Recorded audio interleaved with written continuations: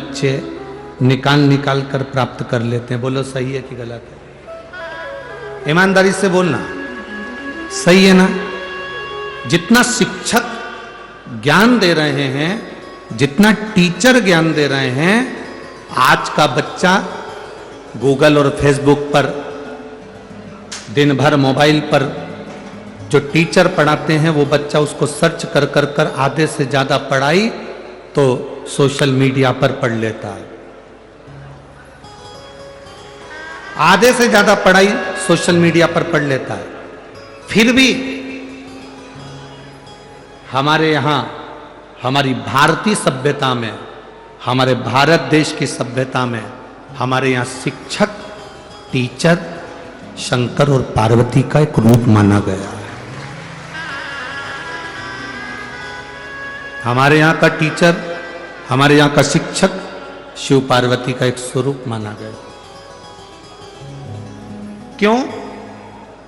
बच्चा कितना भी उसको मोबाइल पर पढ़ लेगा, बच्चा कितना भी गूगल पर सर्च कर लेगा, बच्चा कितना भी इंस्टाग्राम पर देख लेगा, या वो अपनी फेसबुक आईडी पर देख लेगा, या पढ़ाई मोबाइल पर कर लेगा, पर उस बच्चे को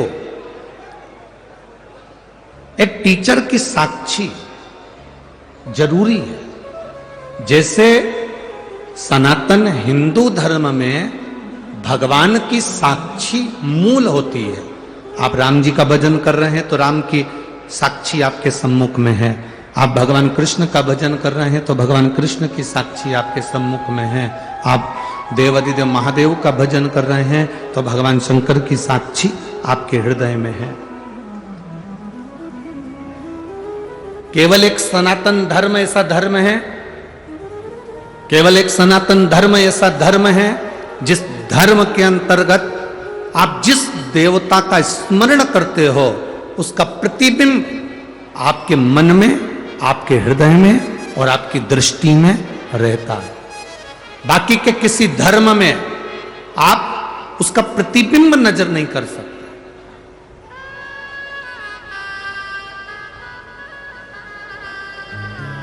और हमारे सनातन धर्म के अंतर्गत हम अगर शंकर भगवान को जल चढ़ा रहे हैं तो शिव का प्रतीक मानकर हम उसकी पूजन कर रहे हैं।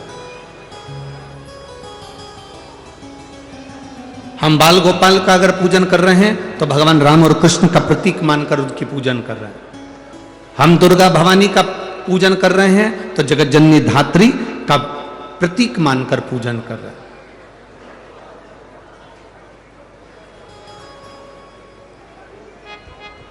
एक शिक्षक, भले बच्चा कितना भी मोबाइल पर पढ़ ले, भले बच्चा कितना भी गूगल पर सर्च कर ले, भले बच्चा कितना भी अपने इंस्टाग्राम आदि जितनी भी विद्या केंद्रित हैं सोशल मीडिया पर, उन सब पर बच्चा कितनी भी पढ़ाई कर ले, फिर भी एक शिक्षक का होना, एक टीचर का होना बहुत जरूरी है। क्योंकि वो टीचर साक्षी का प्रतीक होता है कि तुमने जो विद्या अध्ययन करा, तुमने जो पढ़ाई करी, तुमने जो ग्रहण करा, उसमें एक टीचर की साक्षी है, एक शिक्षक की साक्षी है। और मेरा निवेदन आज के टीचर और आज के शिक्षकों से केवल इतना सा निवेदन हमारा है, टीचर और शिक्षक ये कभी ना सोचें कि बच्चे मोबाइल पर पढ़ रहे हैं या गूगल पर पढ़ रहे हैं या ये सोशल मीडिया पर पढ़ाई कर रहे हैं, बल्कि आज के जमाने के टीचर और शिक्षक का भार और ज्यादा हो गया है। आज के जमाने के टीचर और शिक्षक का भार ये बढ़ना चाहिए कि अब अगर बच्चे सोशल मीडिया पर पढ़ रहे हैं, बच्चे अगर गूगल पे सर्च कर कर पढ़ रहे हैं, बच्चे अगर मोबाइल पर पढ़ाई कर रहे हैं, तो आज के शिक्षक और आज के टीचर का कार्यभार और ये बढ़ जाना चाहिए कि अब बच्चे अगर मोबाइल पर पढ़ाई कर रहे हैं तो हम हमारे स्कूल में बच्चों को ये सिखाएं कि तुम किसी गलत व्यसन की ओर ना चले जाना, और उनका मोटिवेशन करते रहें, उनको समझाते रहें कि तुम गलत विचारों में ना जाए, गलत दृष्टि में ना जाए, गलत भाव में ना जाए।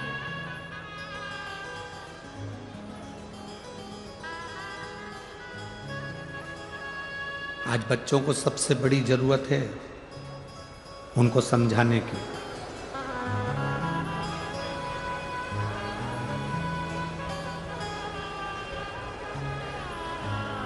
प्रथम गुरु कौन होता है? जम के बोलो जल्दी से। प्रथम गुरु कौन है? मां।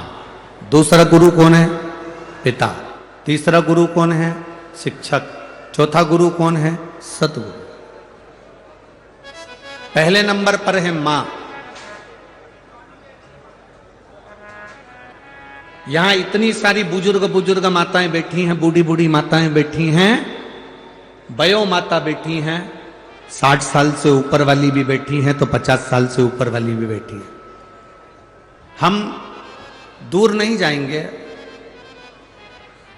आपके पास में जो बुजुर्ग माता बैठी हैं, आप उनसे एक बार जरा सा पूछो कि तुम्हारे पास में बैठी हुई बूढ़ी माता ने कौन से कॉलेज से MBA करा है।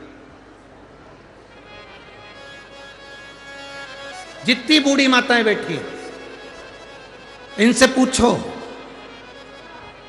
इन्होंने कौन से कॉलेज से पढ़ाई करी। जितनी बूढ़ी माताएं बैठी हैं 60 से ऊपर, 70, 75, 80, 55, 50, जितनी 50 से ऊपर वाली बैठी हैं, इनसे पूछो कि ये कौन से कॉलेज में पढ़ी थी, इनने कौन सी पढ़ाई करी थी, ये कितनी पढ़ी लिखी हैं, ये कितनी विद्वान है। कोई कहेगी हमने तो भैया उस समय का 9वीं तक पढ़ाई करी है, कोई कहेगा हमने 10वीं तक पढ़ा है, कोई कहेगा हमने 12वीं तक पढ़ा है, कोई कहेगा हमने कॉलेज करा है, कोई कहेगा हमने 5वीं पढ़ा है, कोई कहेगा हमने 7वीं पढ़ा है। पर बुजुर्ग माताएं जितनी बैठी हैं, इन्होंने भले पढ़ाई करी ना करी, भले ये टीचर थी ना थी, भले ये शिक्षक थी ना थी, पर इन बुजुर्ग माताओं से पूछना, इन्होंने अपने बच्चों को जो संस्कार दिया वो आने वाली पीढ़ी नहीं दे सकती। ये बुजुर्ग माताओं ने जो अपने बच्चों को संस्कार दिया है, वो आने वाली पीढ़ी नहीं दे सकती है। कई बार बुजुर्ग माताएं कह देती हैं, ए बहू हमारी तो जिंदगी निकल गई बेटा, अब तू देख ले और टिंकल टिंकल लिटिल स्टार देख ले। अब हमारी जिंदगी तो जो निकलना थी वो निकल गई।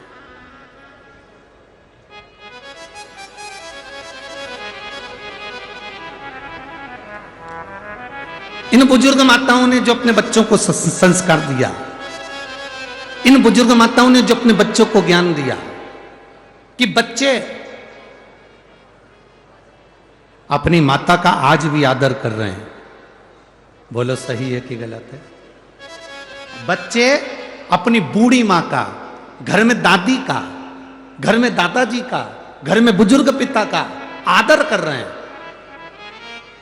जो बूढ़ी मां ने ना तो पढ़ाई करी, ना कॉलेज गई, ना स्कूल गई, ना कहीं पढ़ने गई, उसके बाद भी अपने बच्चों को उसने संस्कार इतने अच्छे दिए कि आज उसका बुढ़ापा सही निकल रहा है और आने वाली पीढ़ी क्या संस्कार प्राप्त कर रही है और कैसे संस्कार उसको मिल रहे हैं, ये आप अच्छे से जानते हो। आज के समय में जरा सा बच्चा अगर मोबाइल देख रहा हो ना, उस समय पर बच्चे को तुम काम बता दो, उतनी देर में तुम बच्चे का मुंह देख लेना।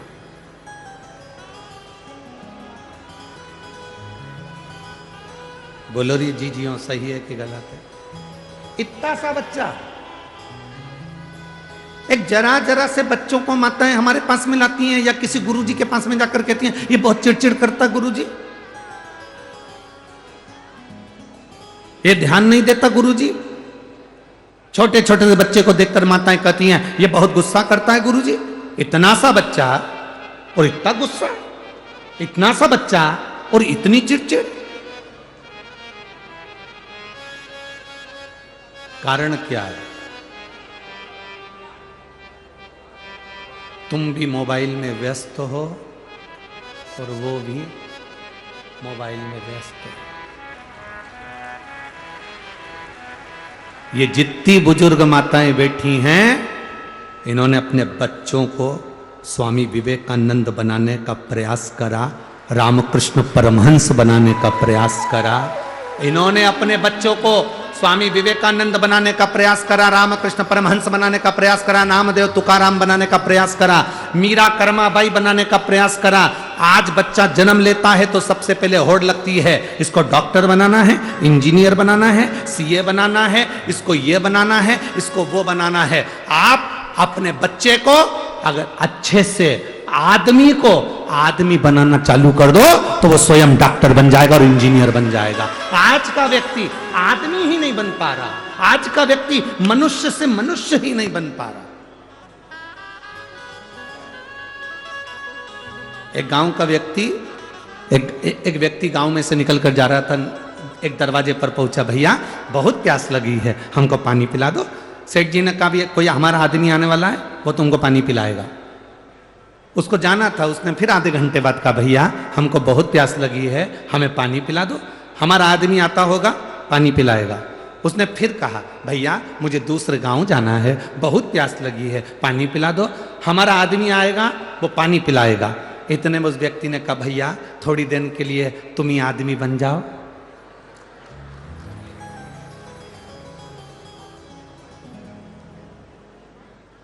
हम स्वयं आदमी नहीं बन रहे, हम स्वयं मनुष्य नहीं बन रहे।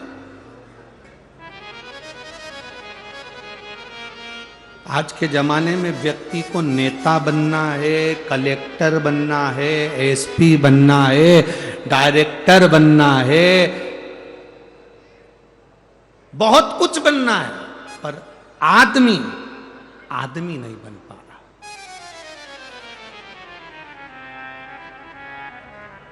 पड़ोस में कोई भूखा सो रहा है, पड़ोस में और कोई भूखा सो रहा है, परिवार में कोई दुखी है और हम बहुत दूर जाकर भंडारा करें, मेरा बाबा कभी प्रसन्न नहीं होता। बाबा कहता है पहले अपने घर के व्यक्ति को देखो, मेरा बाबा कहता है पहले अपने परिवार के व्यक्ति को देखो कि उसको दुख तो नहीं है, उसको तकलीफ तो नहीं है, उसको कष्ट तो नहीं है। पहले आप अपने पास वालों को देखिए, अपने नजदीक वालों को देखिए, अपने करीब वालों को देखिए, इनको दुख तो नहीं है।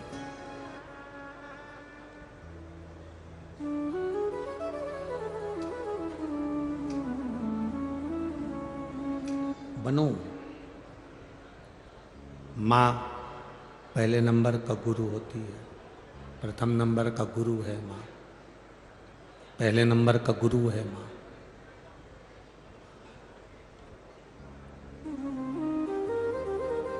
विदेश में रहने वाला एक छोटा सा बालक था जिसका नाम था थॉमस। क्या नाम था? जम के बोलो जरा। थॉमस, छोटा सा बालक।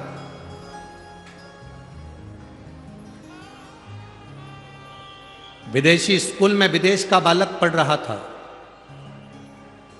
थॉमस स्कूल जाता था।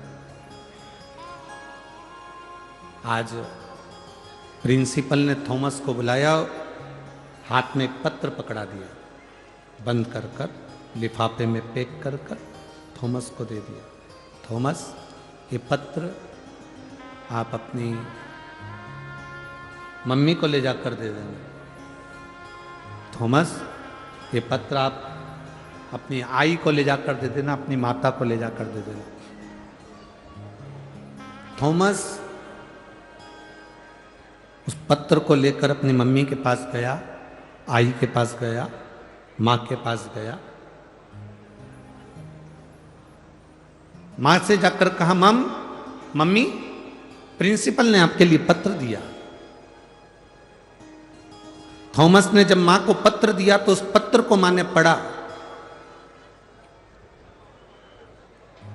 बेटे ने पूछा, मां स्कूल के प्रिंसिपल ने पत्र में क्या लिखा है?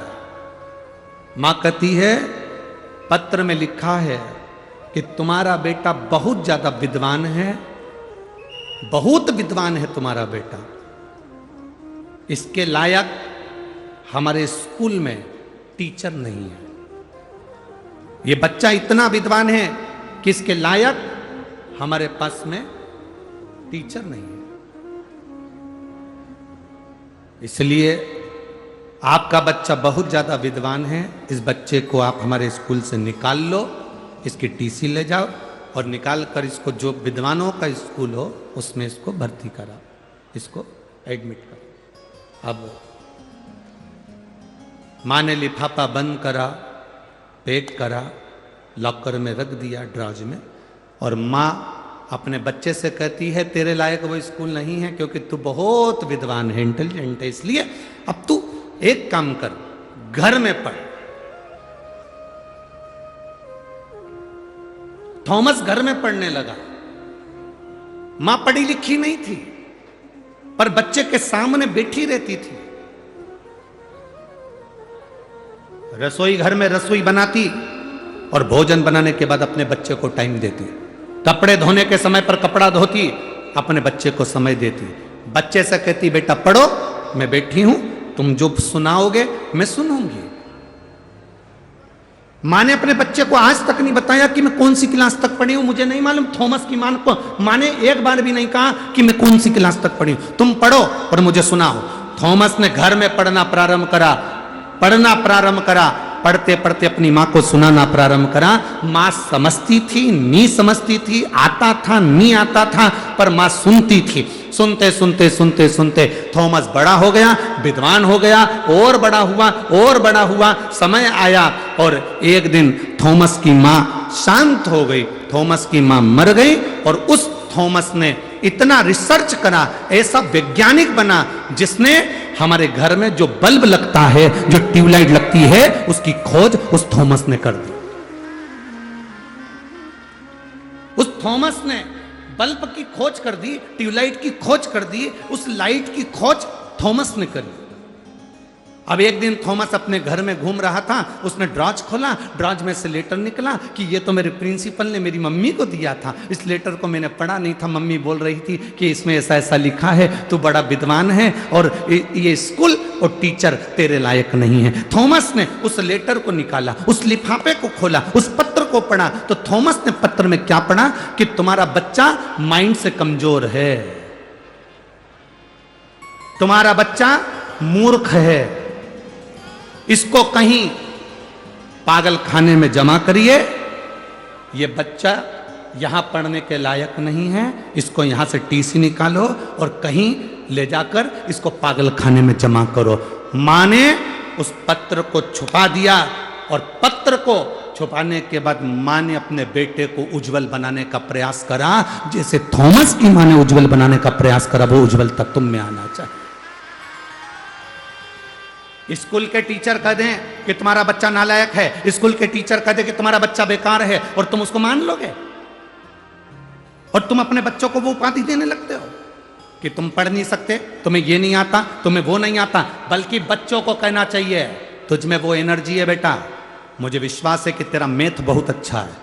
बच्चा कहता है मेरा मैथ अच्छा नहीं है, बच्चा कहता है मेरी विज्ञान अच्छी नहीं है, बच्चा कहता है मेरी अंग्रेजी ठीक नहीं है, उस बच्चे को तुम्हें कहना मैंने तेरी राइटिंग देखी है, तो बहुत अच्छा लिखता है, तो बहुत अच्छा पढ़ता है, मेरा विश्वास कहता है तुम मैथ में सबसे ज्यादा नंबर ला सकता है, ये मेरा भरोसा कहता है। वो बच्चे का आप बल बढ़ाओगे, परंतु आप टीचर कह देते हैं कि ये बच्चा इसमें कमजोर है, ये बच्चा ऐसा है, और आप उस बच्चे को वही कहना चालू कर देते हैं तुझ में तो अकल ही नहीं है, तू तो नालायक है, तू तो पढ़ता ही नहीं है, ध्यान देता ही नहीं है, तू तो विद्वान है ही नहीं। सुबह से शाम तक हर घर की माँ अपने बच्चे के पीछे ऐसी पड़ी रहती है, ऐसी पड़ी रहती है। पहले की माताएं अपने बच्चों के पीछे से नहीं पड़ती थी, बैठती थी, काम करती जाती थी, बच्चा लिखता जाता था, काम करती जाती थी, बच्चा पढ़ता जाता था। और पहले भी कलेक्टर होते थे, पहले भी एसपी होते थे, पहले भी डीएसपी होते थे, और आज भी कलेक्टर हैं, और आज भी एसपी और डीएसपी।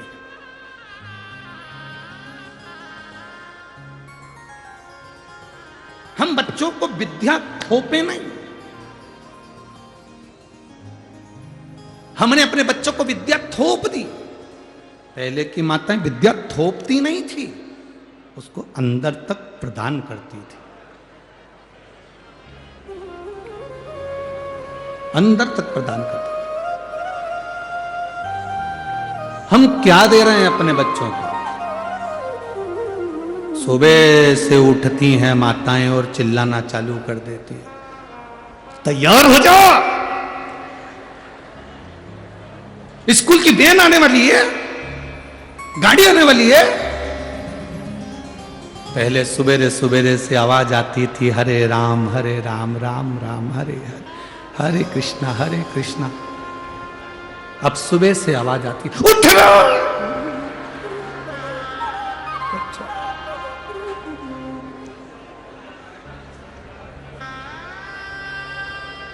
बच्चा उठे कि नहीं उठे, उसका बाप जरूर उठ जाता है। जब इतनी तेज चंद्र घंटा बजाएगी तो फिर तो उठना ही पड़ेगा। पिता जरूर उठ जाता और पिता उठा। पिताजी ने चिल्ला कर कहा, क्यों चिल्ला रही है सुबह सुबह से? स्कूल की वैन आने वाली है, अभी तक उठा नहीं है, उठाओ इसको। पहुंच गई रसोई घर में, बाप अपने छोरा छोरी को उठा रहा, उठ जा बेटा, मम्मी आती होगी, उठ जा।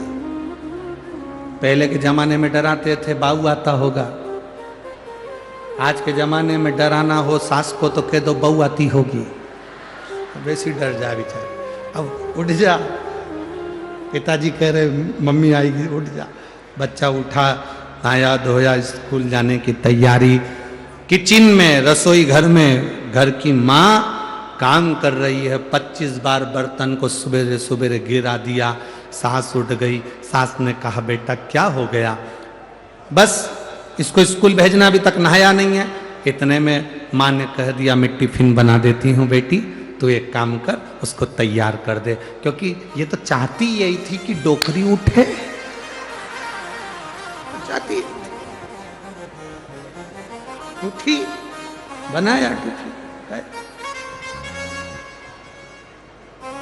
बच्चा जब वैन में बैठता है, गाड़ी में बैठता है, हाथ हिला के बैठता है और हाथ जोड़ के बैठता है। पीछा छूटा दोपहर के 2 बजे।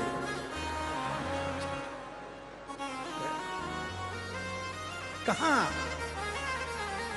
बच्चों को विद्या थोपना नहीं है, बच्चों को विद्या ग्रहण करने का एक तरीका उसकी जिंदगी में लाकर छोड़ना है।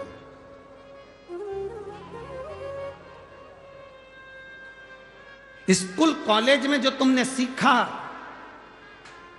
मरते दम तक तुम्हारे काम आया कि नहीं आया?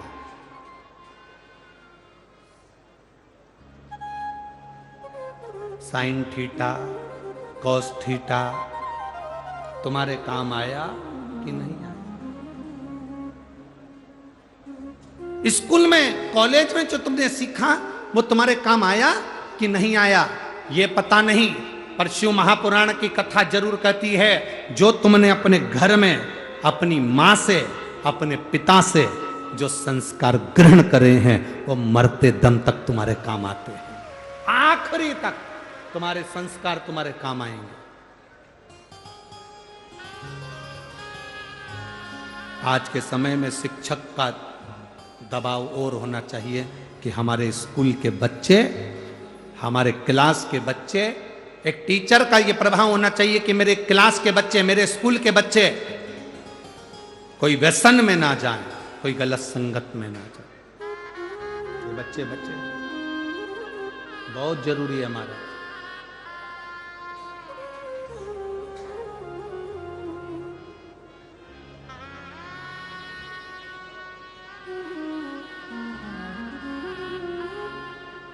बहुत बुरी स्थिति चल रही है, जहां पर नवयुवक बच्चे व्यसन की ओर जा रहे हैं। बहुत विचित्र स्थिति, उसमें हमें बचना है। और मत बुरे कर्म कर बंदे, वरना पछताएगा, भगवान की आंखों से बच नहीं पाएगा, तू बच नहीं पाएगा। अरे ओ अज्ञानी, मत कर नादानी, अरे ओ अज्ञानी, मत कर नादानी।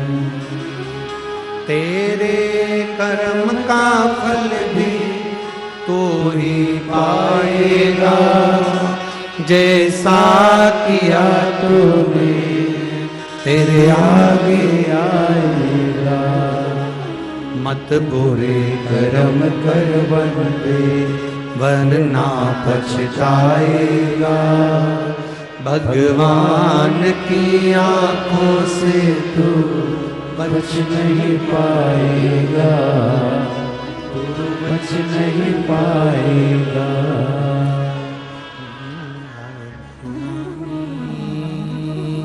मत करना दानी, अरे ओ अज्ञानी, मत करना दानी। ये मौका मिला है, शरीर मिला है, इसको सदुपयोग में लगाना, सतमार्ग पर लगाना, अच्छी जगह पर लेकर जाना है। पार्वती जी ने लक्ष्मी जी से कहा, लक्ष्मी पति ने अगर श्राप दे दिया कोई बात नहीं, पति ने आड़ा टेढ़ा कह दिया कोई बात नहीं, कोई चिंता का विषय नहीं।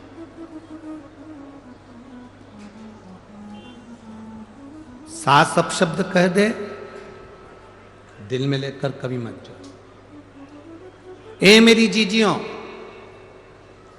जितने इस आस्था चैनल के माध्यम से कथा सुन रहे हैं, जितने फेसबुक के माध्यम से कथा सुन रहे हैं, यूट्यूब पर सुन रहे हैं, और इस पंडाल में आज कम से कम इस पूरे प्रांगण में 8 से 9 लाख लोग भक्त भरे पड़े हैं।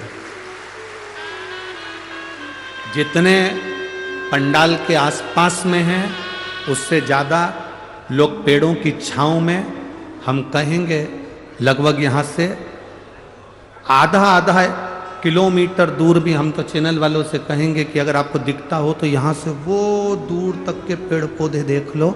जिन जिन पेड़ पौधों को आप कवर कर सकते हो, उन पेड़ पौधों के नीचे, पहाड़ के ऊपर, टेकरी पर, गाड़ियों पर, जहाँ आप कवर करें वहाँ तक कवर कर सकते हैं। और इनको देखें कि इनकी भक्ति की लगन कितनी प्रबल है, जो शंकर को प्राप्त करने के लिए अपना घर छोड़कर यहाँ पर, इनकी भक्ति की लगन। जितने इस सभा में बैठे हैं, जितने इस पंडाल के सम्मुख में बैठे हैं, जितने इस शिव महापुराण की साक्षी में बैठे हैं, और जितने आस्था चैनल और फेसबुक यूट्यूब पर कथा सुन रहे हैं, इन सब बहनों से निवेदन और सब भाइयों से निवेदन, किसी के शब्द को अच्छे शब्द हो उसको जिंदगी में उतार लो। कुछ अच्छा मिल रहा है उसको उतार, कुछ अच्छा प्राप्त हो रहा है उसको ले लो। एक उत्तर दोगे क्या धुलिया वालों? बोलो तो जम के। कुएं का जल, बावड़ी का जल, हापसी का जल, तालाब का जल, समुद्र का जल, बारिश का जल, नल का जल, ट्यूबवेल का जल, क्षीर सागर का जल, खड्डे का जल, जितने जल हैं, इन सभी जलों में सर्वश्रेष्ठ जल कौन सा?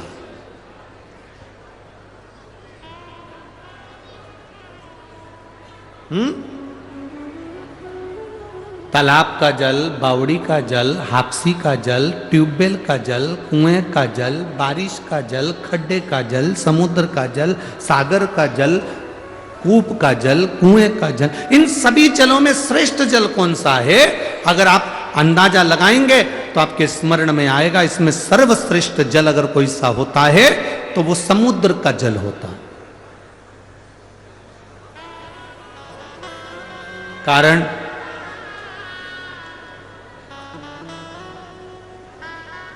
श्रीमद् वल्लभाचार्य जी ने एक ग्रंथ लिखा जिसका नाम है जल भेद। कौन सा ग्रंथ है? जल। श्रीमद् वल्लभाचार्य जी ने वर्णन करा सर्वश्रेष्ठ जल होता है समुद्र का जल। क्यों? कुएं के जल में कचरा डालोगे तो वो कुएं में सड़ता रहेगा, बावड़ी में कचरा डालोगे वो सड़ता रहेगा, ट्यूबवेल में कचरा डालोगे सड़ता रहेगा, खड्डे में कचरा डालोगे सड़ता रहेगा, नदी में कचरा डालोगे सड़ता रहेगा, सरोवर में कचरा डालोगे सड़ता रहेगा। पर समुद्र में अगर कचरा डाला है तो समुद्र की लहरें उस कचरे को किनारे पर लगा देती हैं, वापिस किनारा दे देती हैं। समुद्र कभी कचरे को अपने अंदर नहीं उतारता, समुद्र कचरे को किनारे पर लगा देता है। तो मेरे भारत की, देश की और विदेश में जितनी मेरी बहनें बैठी हैं उनसे एक ही निवेदन है, जब कोई तुम्हारे को भी कचरा दे, गाली दे, अपशब्द कहे, ताना दे, तो तुम समुद्र जैसा दिल रखकर कचरे को किनारा लगा दो। इस कचरे को किनारा तुम्हें लगाना। अपशब्द कहने वाले का अपशब्द हमारे दिल में नहीं रखना। समुद्र कचरे को अंदर नहीं रखता। फिर कहा समुद्र श्रेष्ठ क्यों है? तो कहा समुद्र इसलिए श्रेष्ठ है, समुद्र में सोना डालो, चांदी डालो, हीरा डालो, पन्ना डालो, समुद्र कभी किनारे नहीं लगाता, समुद्र अपने अंदर उतार लेता है। जब शिव महापुराण रूपी हीरा मिले, कोई अच्छी ज्ञान की बात कहे तो उसको अपने अंदर उतार कर रख लो। फिर कहा समुद्र का जल श्रेष्ठ क्यों है? तो कहा समुद्र का जल श्रेष्ठ इसलिए है क्योंकि समुद्र जब चंद्र बढ़ता है तो समुद्र उछलता है। बोलो री जीजियो सही है कि गलत है? चंद्र बढ़ता है, समुद्र उछलता है, चंद्र घटता है, समुद्र बैठ जाता है।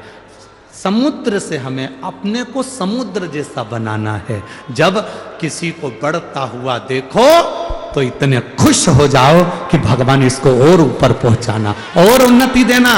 और चंद्र घटता है तो समुद्र घटता है। जब किसी को दुखी देखो, किसी को घटता हुआ देखो, तो तुम्हारा दिल भी घटना चाहिए, तुम्हें भी नम्रता आना चाहिए। समुद्र क्यों अच्छा है? तो समुद्र इसलिए अच्छा है क्योंकि समुद्र खारा होता है, सच बोलने वाला हमेशा बुरा होता है।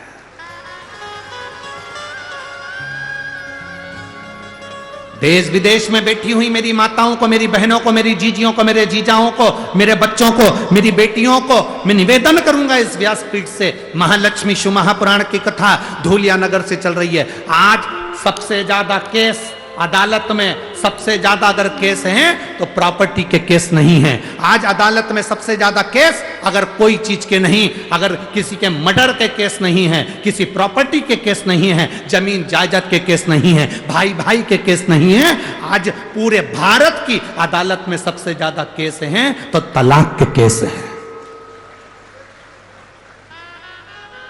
भारत की सबसे ज्यादा अदालतों में अगर केस चल रहे हैं तो तलाक के चल रहे हैं। समझौता नहीं बैठ पा रहा, एक दूसरे का सामंजस्य नहीं बैठ पा रहा। जरा सी बात में विवाद हुआ, माँ ने कह दिया जा मेरे घर पर, कमी है क्या? अपने यहाँ कोई कमी है क्या? छोड़िए तेरा ससुराल। और बेटी घर पर जाकर बैठ गई। इधर पति रुष्ट होकर बैठा, बेटी रुष्ट होकर बैठी। माँ ने कह दिया दूसरी शादी करा देंगे। अगर बेटी के भाग्य में अच्छा लिखा होता तो पहले ही भेरू अच्छा मिल जाता, अब तो 4 करा ले तो भी वैसा ही मिलने वाला है। इसलिए जैसा मिला है उसको निभाने का प्रयास करो, उसको समझाने का प्रयास करो, उसको संजोने का प्रयास करो, उसको समाजस बिठाने का प्रयास करो। लड़के से कहो तेरी धर्म पत्नी अच्छी है, उसको लेकर आ, जा प्रार्थना कर, ससुर के पास जा, सास के पास जा। जाकर कहा जब शंकर भगवान अपनी सती के लिए दक्ष प्रजापति के यहाँ जा सकते हैं, जिस दक्ष प्रजापति ने शंकर भगवान को अपशब्द कहा था, श्राप दिया था कि तू शमशान में निवास करेगा, इसके बाद भी मेरे भोले बाबा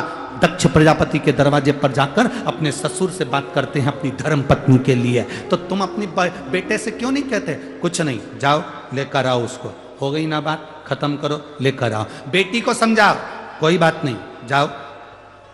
अगर मान ले तो दूसरी शादी करेगी और वो भी ऐसे ही निकल गया तो मम्मी मैं शादी नहीं करूंगी, मेरे को शादी नहीं करना, तो जिंदगी कैसे निकलेगी बेटा, मैं तो अकेली रह लूंगी। ये संसार, दुनिया के लोग एक किसी की मुर्गी रोड पे मिल जाए तो वो मुर्गी ले जाए, तो आज का व्यक्ति किसको छोड़ रहा है संसार में? किसको छोड़ रहा है? संभलो, अपनी जिंदगी को सार्थक बनाने का प्रयास करो। समझाओ बेटों बेटियों को,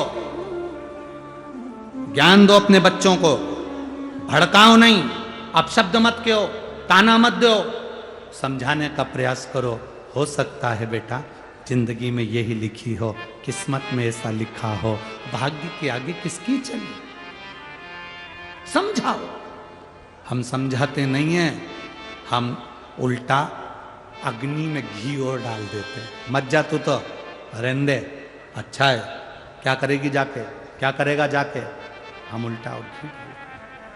समझाओ, जितना ज्ञान दे सकते हो दो। लोग कहते हैं गुरुजी आप शिव पुराण तो कम करते हो, बाकी की बातें ज्यादा करते हो। हमने कहा शिव पुराण सुनते सुनते तो तुम्हारी जिंदगी निकल गई। गीता प्रेस गोरखपुर की शिव पुराण घर में लिया और 25 बार पढ़ लो। पर जो जरूरी है, शंकर भगवान ने अपने जीवन में, दक्ष प्रजापति ने शंकर भगवान को श्राप दिया तो भी शंकर भगवान उनके दरवाजे पर गए। सती माता जलकर भस्म हो गई तो भी शंकर भगवान उनके द्वार पर गए। कभी उन्होंने विरोधाभास नहीं पाला, कभी उन्होंने अपशब्द नहीं कहा, कभी उन्होंने ताना नहीं दिया, कभी उन्होंने गाली नहीं दी। समुद्र जैसे बन जा। कोई ने अपशब्द कह दिया, यहां से सुना, यहां से निकाल। कुंडल काय के लिए पहनते हैं हम? आप लोग कुंडल काय के लिए पहनते हो? सुंदर दिखने के लिए। अरे बोलो तो जम के। कानों में कुंडल काय के लिए पहनते हो? सुंदर दिखने के लिए नहीं। कुंडल इसलिए पहना जाता है कि कानों में छेद हो जाएगा, अच्छी बात आएगी तो सीधे कानों में जाएगी, बुरी बात आएगी तो कुंडल में जो छेद है उसमें से आर पार हो जाएगी, अंदर नहीं जाएगी।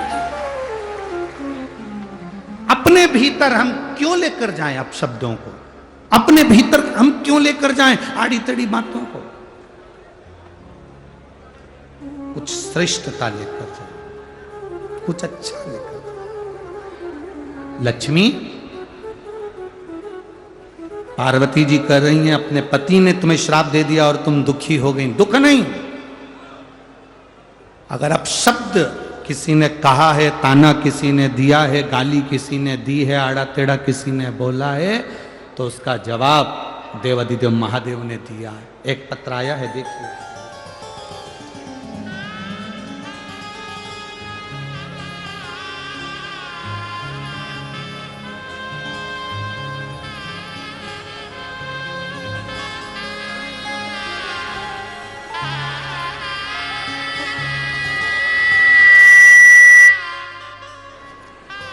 मेरा नाम राहुल गिरासे है, राजपूत। सो विशाली गिरासे, राजपूत, गांव नवापुर, जिला नंदुरबार, महाराष्ट्र। मेरा मोबाइल नंबर ये है। कहीं बैठी हो तो हाथ हिला सकती हैं, अगर कहीं बैठी हो तो हाथ हिला सकती हैं।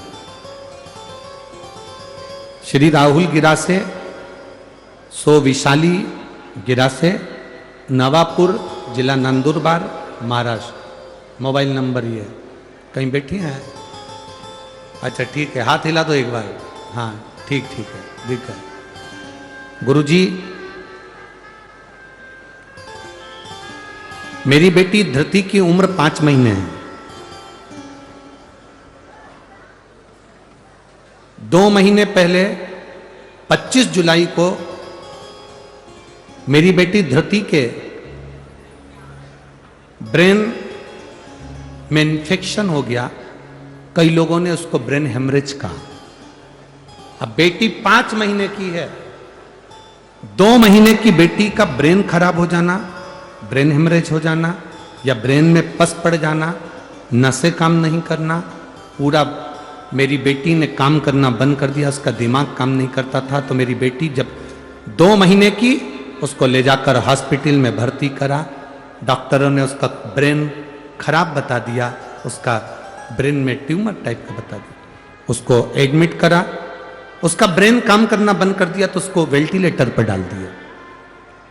वेंटिलेटर पर डाला, मेरी बेटी को डॉक्टर ने कह दिया हम वेंटिलेटर पर से इस लड़की को हटाएंगे, और 2 या 3 घंटे बाद तुम्हारी बेटी मर जाएगी। इसकी श्वास नहीं चलेगी क्योंकि इसका ब्रेन ट्यूमर फट चुका है। अब 2 महीने की बच्ची का ब्रेन बेकार हो जाना, क्या स्थिति होगी? गुरुदेव, हमने भी डॉक्टर से कह दिया, डॉक्टर साहब अगर मेरी बेटी को कुछ हुआ तो ये सारे मेरे हॉस्पिटल में जितने लोग खड़े हैं ये कहते हैं कि तू शंकर के मंदिर जाती है, तू शंकर जी को जल चढ़ाती है, तू सीहोर वाले बाबा को इतना मानती है, और तेरी बेटी जैसे ही वेंटिलेटर से उठेगी वैसे ही उसके 2 घंटे में 3 घंटे में प्राण छूट जाएंगे। डॉक्टर कह रहा है कहां है तेरा बाबा, कहां है तेरा शिव? मैंने अपने परिवार वालों से कहा कि मेरे घर पर रुद्राक्ष रखा है, उस रुद्राक्ष को पानी में गला दो और शिव जी को चढ़ाकर ला दो। रात भर का इंतजार नहीं कर सकते तुम तो अभी की अभी पानी में डाल दो। रात भर अगर पानी में डाल लेंगे तो समय लगेगा। बेटी को सीहोर का लाया हुआ रुद्राक्ष पानी में डालकर शंकर जी को चढ़ाकर बेटी को तुरंत उसी जल को उठाकर शिव जी का चढ़ा हुआ बेटी के मुख में दिया। गुरुदेव, डॉक्टर ने तो कह दिया था कि ये 3 घंटे में मर जाएगी, इसको ले जाओ। हम वेंटिलेटर पर से उतार कर लड़की को लिया है। उसका ब्रेन ट्यूमर फट चुका था, ब्रेन खराब हो चुका था। डॉक्टर के हिसाब से इसका ब्रेन काम नहीं कर रहा था, पर हम उस बेटी को अपने घर लिया। डॉक्टर ने कहा इसको ले जाओ क्योंकि मरेगी तो सही, इसको लेकर जाओ। हम बेटी को घर लाए।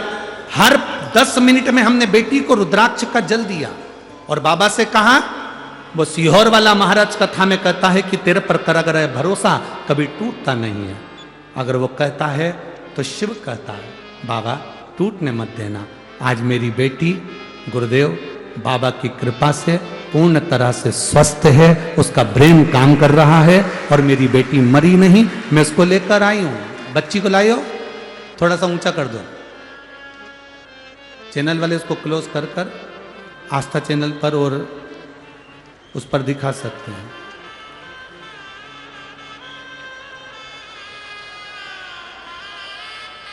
आप लोग एलईडी पर और आस्था चैनल पर उस बच्ची को देख सकते हैं। हर हर महा बैठिए।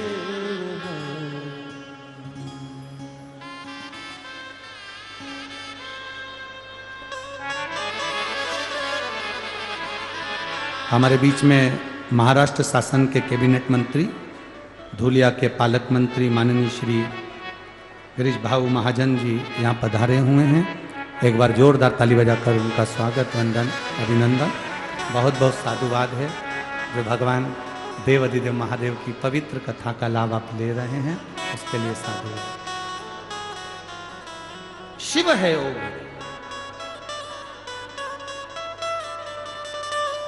अब भरोसा देखिए, उस पत्र में उस मां ने लिखा इस पत्र के अंदर कि डॉक्टर कह रहा है 2 से 3 घंटे के अंदर ये बच्ची मरेगी। जैसी वेंटिलेटर पे से उतरे आप इसको ले जाओ। पर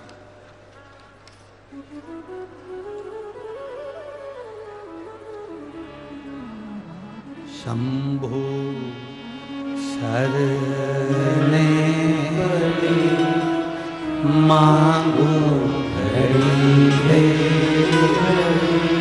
दूर काटो दया करी दर्शन आपो दया करी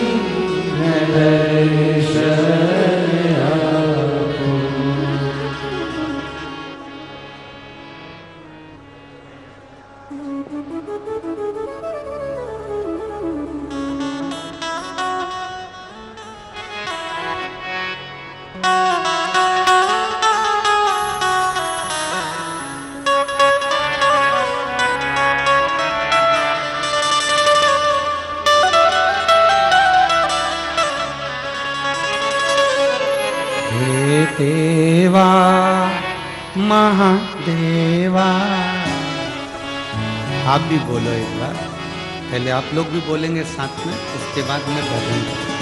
हे देवा हे देवा महादेवा, हे देवा महादेवा, सारी उम्र करूं तेरी सेवा, बाबा जी मेरी लाज रखना, बाबा जी मेरी लाज रखना, ओ बाबा जी मेरी लाज रखना, बाबा जी मेरी लाज रखना। हे देवा महादेवा, हे देवा महादेवा, हे देवा महादेवा, हे देवा महादेवा, सारी उम्र करूं तेरी सेवा, बाबा जी मेरी लाज रखना, बाबा जी मेरी लाज रखना, ओ भोले जी मेरी लाज रखना, बाबा जी मेरी लाज रखना, गुरु जी मेरी लाज रखना, भोले जी मेरी लाज रखना, ओ गुरु जी मेरी लाज रखना, भोले जी मेरी लाज रखना।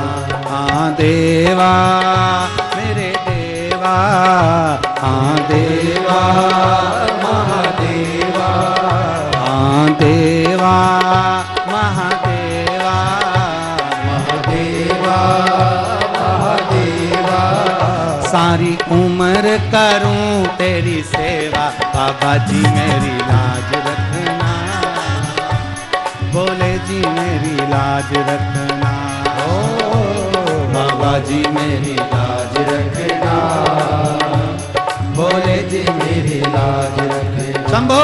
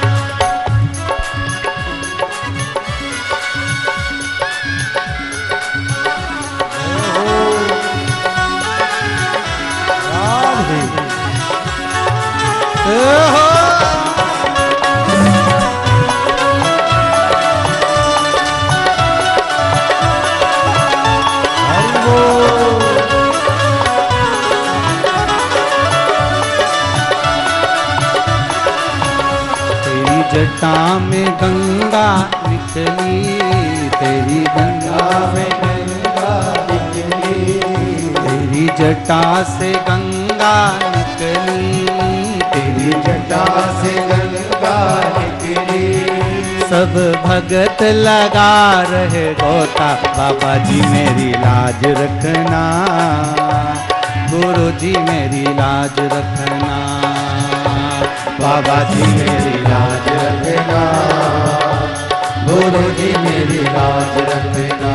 हे बाबा भोले बाबा, हे बाबा भोले बाबा, हे देवा महादेवा, हे देवा महादेवा। सारी उम्र करूं तेरी सेवा, बाबा जी मेरी लाज रखना, बाबा जी मेरी लाज रखना, बाबा जी मेरी लाज रखना, बाबा जी मेरी लाज रखना। जय हो।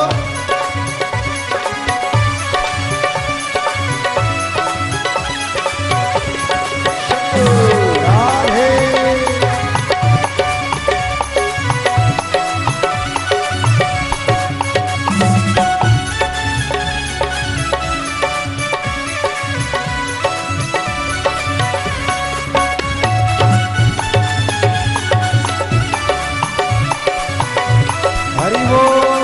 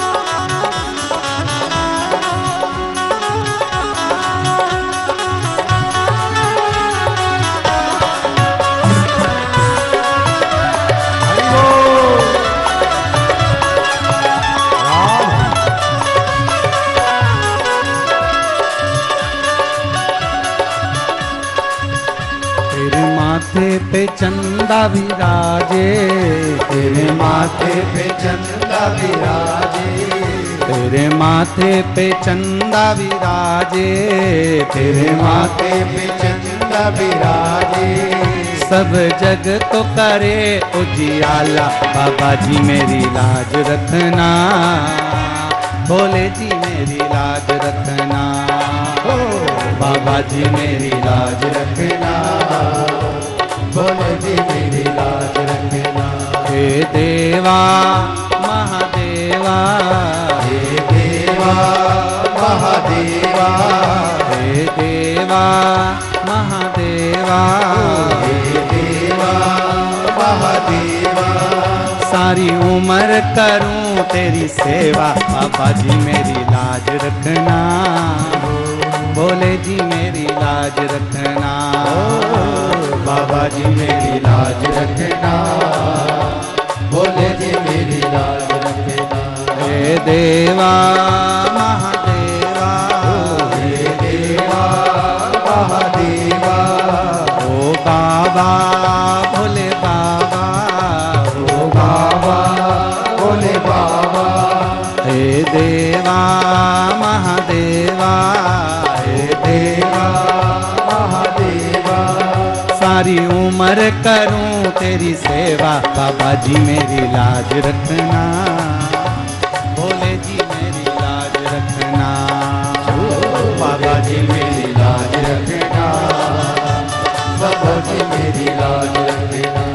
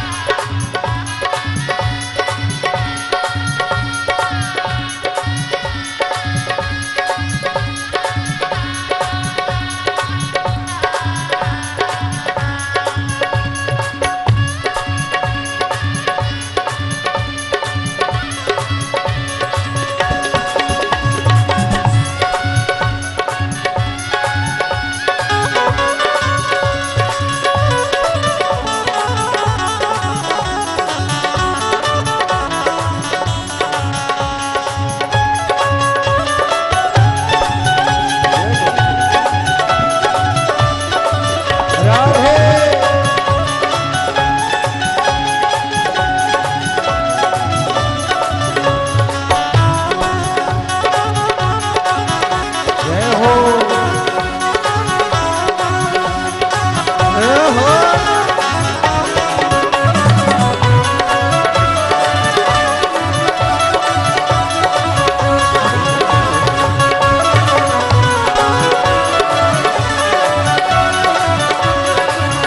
तेरे हाथों में डमरू विराजे, तेरे हाथों में डमरू विराजे, तेरे हाथों में डमरू विराजे, तेरे हाथों में डमरू विराजे।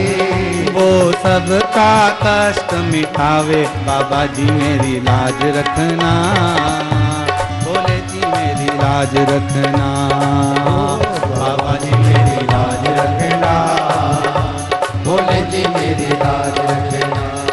देवा महादेवा, हे देवा महादेवा, ओ देवा महादेवा, ओ देवा महादेवा। सारी उम्र करूं तेरी सेवा, बाबा जी मेरी लाज रखना, बाबा जी मेरी लाज रखना, ओ बाबा जी मेरी लाज रखना, बाबा जी मेरी लाज रखना। गुरु जी मेरी लाज रखना, भोले जी मेरी लाज रखना, ओ गुरु जी मेरी लाज रखना, भोले जी मेरी लाज रखना, बाबा जी मेरी लाज रखना, बाबा जी मेरी लाज रखना, भोले जी मेरी लाज रखना, भोले जी मेरी लाज रखना। हर हर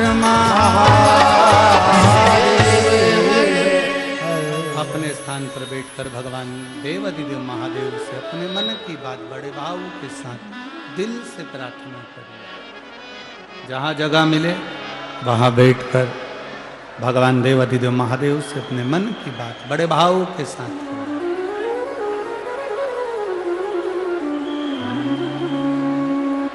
देवा ओ महा, बोलो बोलो जरा बोलो तो एक बार, देवा महादेवा, ओ देवा महादेवा, सारी उम्र करूं तेरी सेवा, बाबा जी मेरी लाज रखना,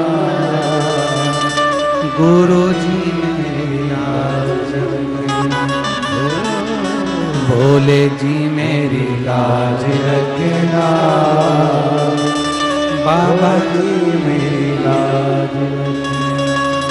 जहाँ जगह मिले वहाँ बैठकर भगवान शिव से अपने मन की बात बड़े भावों के साथ सब प्रार्थना करिए। बाबा देवाधिदेव महादेव से अपने हृदय की बात भगवान शिव से करिए।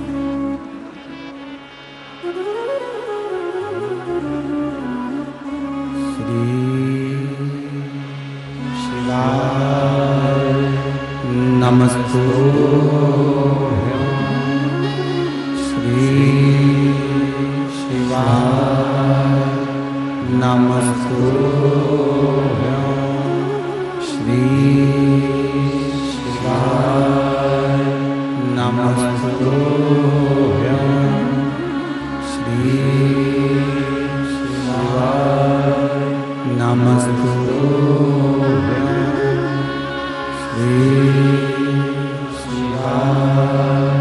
नमस्तु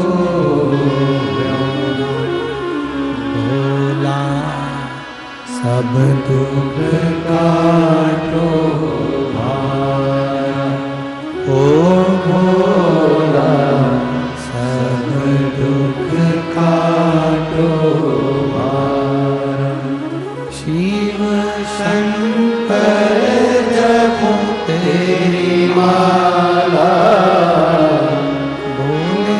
बाबा जपो तेरी माला, भोला सब दुख काटो भारा।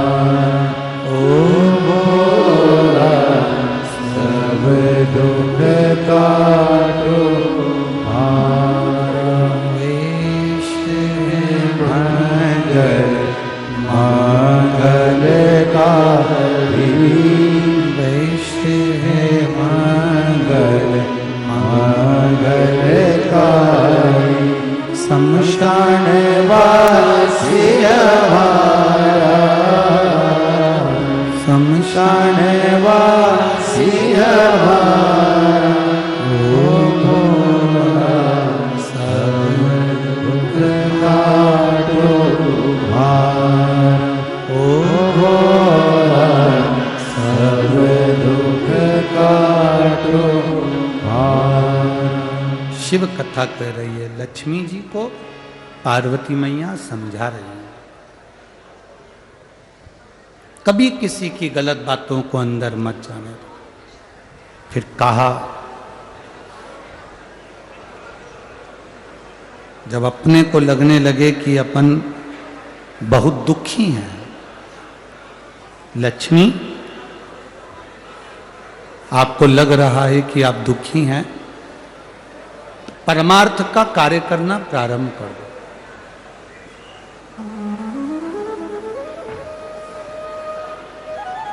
जितना बन सकता है परमार्थ का कार्य करो। और फिर कहा लक्ष्मी, दुख मिटाने का इस संसार सागर में सबसे सुंदर तरीका जो मैं आपको बता रही हूं, अगर लक्ष्मी भूलवश भी अगर आपने वो कर लिया तो ये विश्वास रखिए कि देवाधिदेव महादेव का दर्शन भी होगा और आपके मन में जो कामना है वो पूरी भी होगी, अगर आपने इसको स्मरण कर लिया।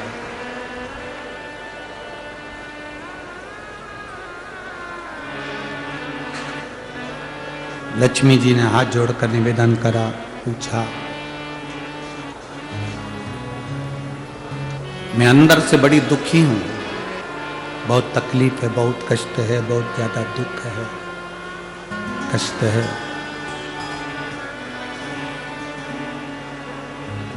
आप मुझे बताएं कि मेरा वो दुख मिटेगा कैसे, मेरा वो कष्ट कटेगा कैसे। जो पार्वती जी ने लक्ष्मी जी को कहा है दुख मिटाने के लिए उपाय जो बताया, वह आप भी अपनी जिंदगी में धारण करिएगा। सुनो लक्ष्मी,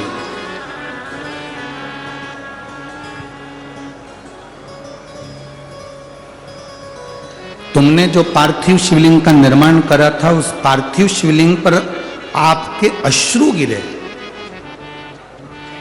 वो अश्रु मेरे पास आए, उस अश्रु के बल पर मेरा दर्शन हो। अब लक्ष्मी,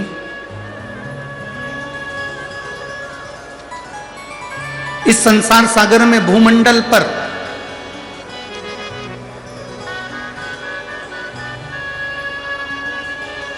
जहां भी बेलपत्र का वृक्ष हो, इस भूमंडल पर, इस संसार सागर में जहां पर भी बेलपत्र का वृक्ष हो, उस वृक्ष की छांव में आप प्रतिदिन प्रदोष काल में यदि बेलपत्र के वृक्ष का दर्शन कर कर शिव नाम का जाप करोगी तो भगवान देवाधिदेव महादेव का दर्शन अवश्य होगा और दुख कटेगा। एक कथा आप लोगों ने अगर सुनी होगी, पहले हमने एक बार परली बैजनाथ में सोमानी जी कथा कराए थे। तो परली बैजनाथ में जब सोमानी जी कथा कराए थे तो उसमें हमने एक बात कही थी, उसका स्मरण यदि आपके अंदर होगा तो आपको स्मरण में आ जाएगा। परली बैजनाथ की कथा में कहा था कि प्रदोष काल के समय पर, शाम के समय पर बेलपत्री के वृक्ष के नीचे जो जाकर बैठ जाता है या बेलपत्री के वृक्ष की जो जड़ है उसका मात्र स्पर्श कर लेता है, बेलपत्री के वृक्ष की जड़ की मिट्टी का भी अगर मस्तक पर तिलक धारण कर लेता है या उसको नमन कर लेता है, प्रदोष काल में, प्रदोष के समय पर, शाम के समय पर प्रतिदिन अगर वो शिव की भक्ति का स्मरण कर लेता है, प्रतिदिन नहीं कर सकते तो प्रदोष की प्रदोष करो, प्रदोष की प्रदोष नहीं कर सकते, सोमवार की सोमवार करो। ये भी नहीं कर सकते, हर महीने की शिवरात्रि आती है उस शिवरात्रि पर करो। ये भी नहीं कर सकते तो प्रयास करो कि अपन प्रतिदिन शाम के समय बेलपत्री के वृक्ष के नीचे से अगर कोई निकल कर जा रहा हो, उसका मात्र दर्शन हो जाए तो भी हमारा दुख आधा समाप्त हो जाए, तो भी उसका दुख समाप्त हो।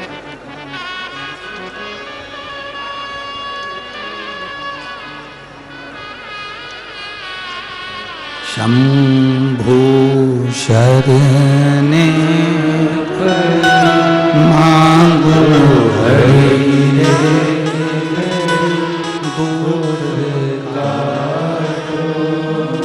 दया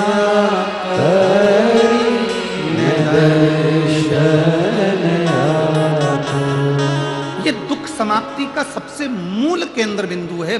मतलब अगर हम कहें कि अगर दुनिया के व्यक्ति को बहुत ज्यादा दुख है, बहुत ज्यादा कष्ट है, बहुत ज्यादा बीमारी है, बहुत ज्यादा रोग है, बहुत ज्यादा तकलीफ है, तो बेलपत्री के वृक्ष की छांव सुख देती है। एक पत्र आया है, देखिए।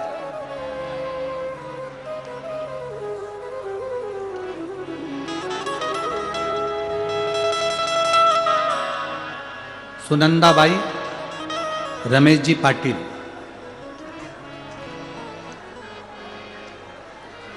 कृषिनगर धूलिया। कहीं बैठी हो तो हाथ हिला सकती हैं। अगर कहीं बैठी हो तो हाथ हिला सकती हैं। शांति बनाओ सब लोग कृपया।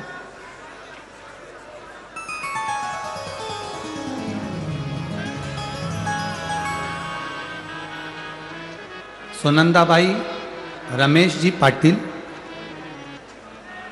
कृषिनगर धूलिया। कहीं बैठी हो तो हाथ हिला सकती हैं। हाँ ठीक है, दिख गए। हाथ हिला दो एक बार। ठीक है। हर हर महादेव।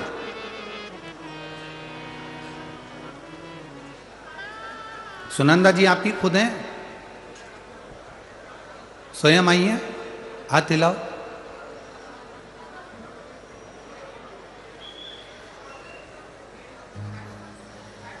गुरुदेव, गर्भाशय के नीचे गांठ हो गई थी। जब मेरे दोनों बच्चे मुझे खानदेश कैंसर सेंटर धूले यहाँ ले गए और वहाँ जांच के बाद पता चला कि मुझे गर्भाशय के नीचे जो गांठ हुई है, उस गांठ को उसमें से थोड़ा सा पस निकाल कर उसको भेजा गया जांच के लिए, जिसके अंतर्गत मुझे कैंसर बताया गया।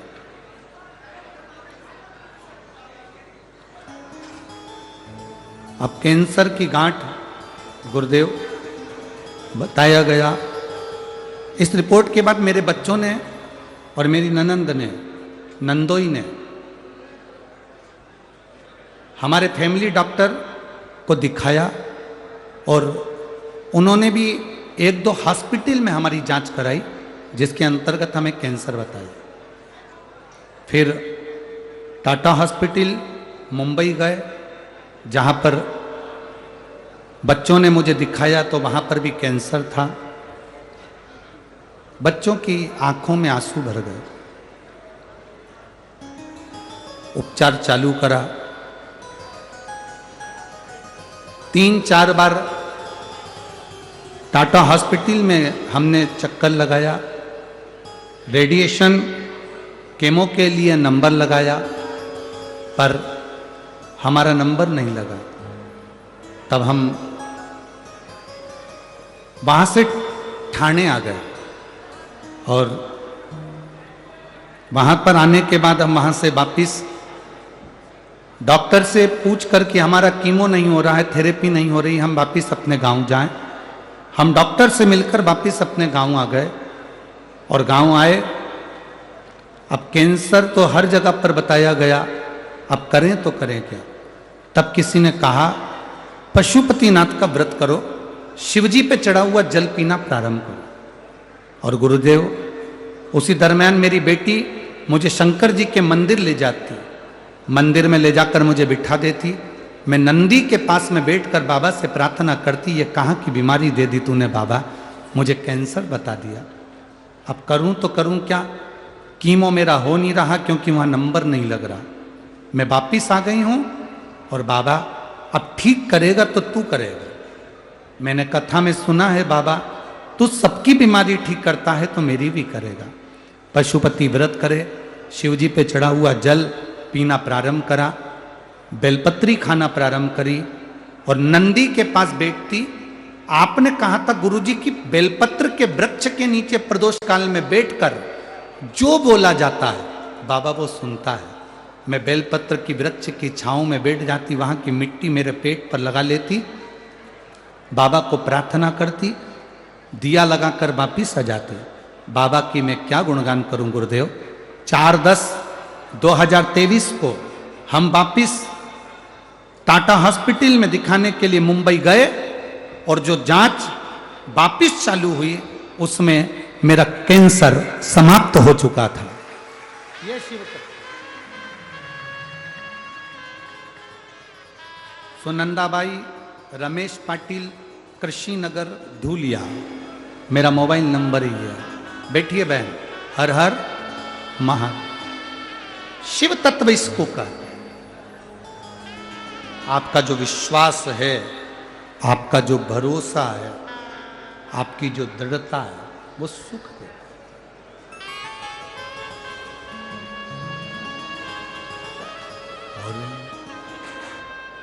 खाली न जाता कोई दर से तुम्हारे, खाली न जाता कोई दर से तुम्हारे, मैं भी खड़ी हूँ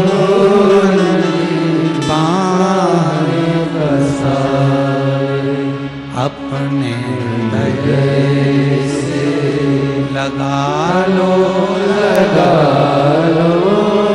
गिरा जा रहा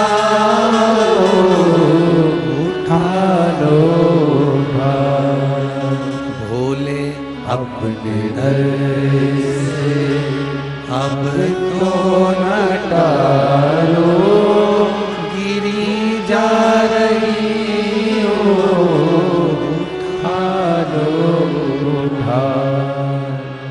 जो दिल से पार्वती जी लक्ष्मी जी से कह रही हैं। महालक्ष्मी शिव महापुराण की कथा कहती है कि लक्ष्मी अगर बेलपत्र के वृक्ष के नीचे से कोई निकल कर आ रहा है और उसकी शरीर की रज का भी स्पर्श हो जाए तो तुझे शिव का दर्शन हो।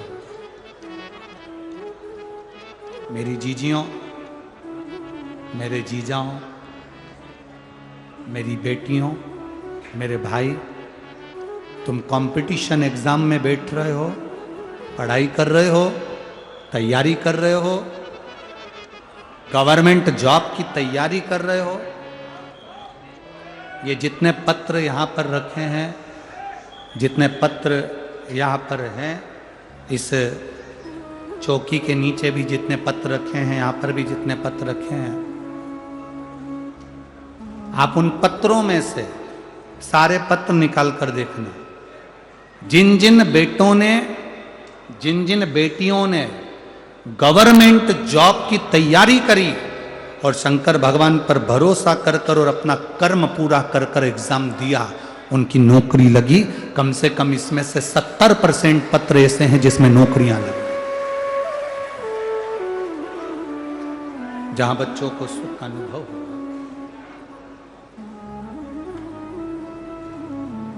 अपनी मेहनत पूरी करो। बीमारी आई है डॉक्टर को दिखाओ, बीमारी आई है जांच कराओ, रोग आया है बड़े से बड़े हॉस्पिटल में जाओ, अच्छे से अच्छे डॉक्टर को दिखाओ। उसने दवाई लिखी खाओ, उसने जांच का बोला जांच कराओ। पर उसके जांच कराने में और उसकी दवाई खाने के साथ साथ मेरे भोले बाबा पर भरोसा रखना। जैसा विश्वास इस बहन ने करा कि मैंने मुंबई के हॉस्पिटल में भी कैंसर बताया, बाकी के हॉस्पिटलों में भी कैंसर बताया, पर आखिरी की जो जांच हुई 4/10/2023 को सारी रिपोर्ट नील आ गई, मेरा कैंसर समाप्त हो गया। ये विश्वास तुम्हारे अंदर होना चाहिए, ये विश्वास तुम्हारे भीतर जागृत होना चाहिए। एक महिला ऐसी बैठी है इस कथा में जिसका पति 2013 में शांत हुआ।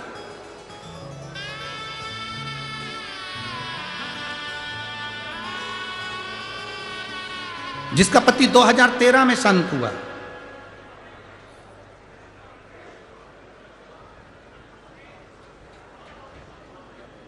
पति जो इसमें लिखा है कभी उसका भाई 2013 में शांत हुआ, और भाई 2013 में शांत हुआ जो कि पुलिस में नौकरी करता था, एक्सीडेंट में चला गया था।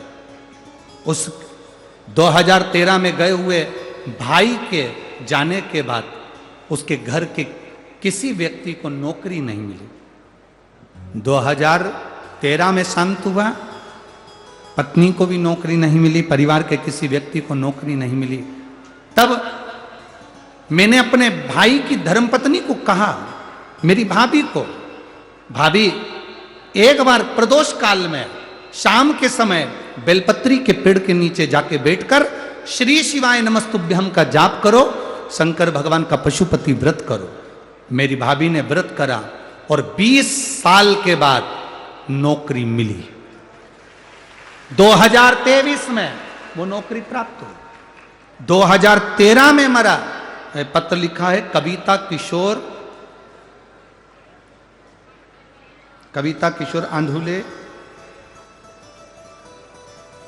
किशोर आंधुले ने ये पत्र लिखा।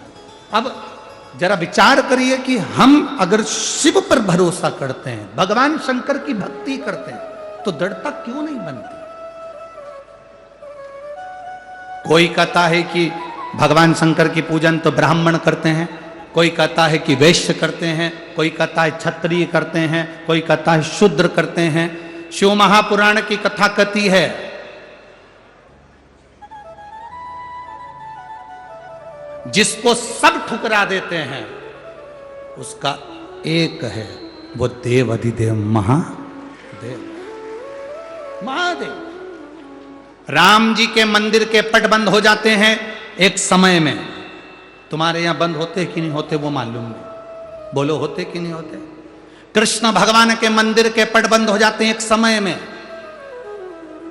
दत्त मंदिर के पट बंद हो जाते हैं एक समय में, भवानी के मंदिर के पट बंद हो जाते हैं एक समय में, बैकुंठ के पट बंद हो जाते हैं एक समय में, ब्रह्मलोक के पट बंद हो जाते हैं एक समय में, इंद्रलोक के पट बंद हो जाते हैं एक समय में। केवल एक देवता ऐसा है जिसके दरवाजा नहीं है, पट नहीं है, वो खुले आसमान में कैलाश पर रहता है, इसलिए उसका दरवाजा खुला रहता है।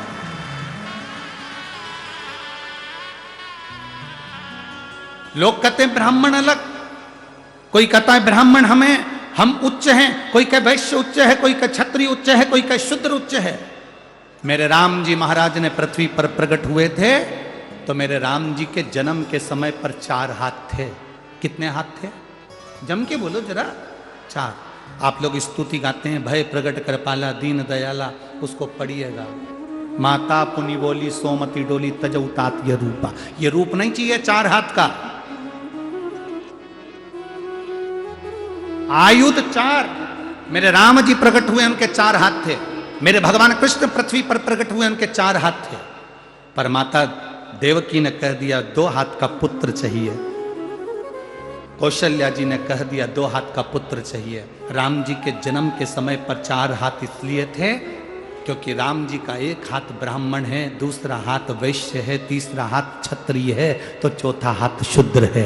ये 4 जो वर्ण हैं ये मेरे भगवान के 4 हाथ हैं और ये बुलंद है।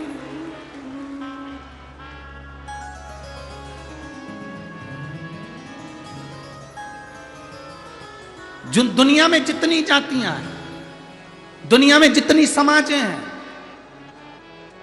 चाहे वो ब्राह्मण हो, चाहे क्षत्रिय हो, चाहे वैश्य हो, चाहे शूद्र हो,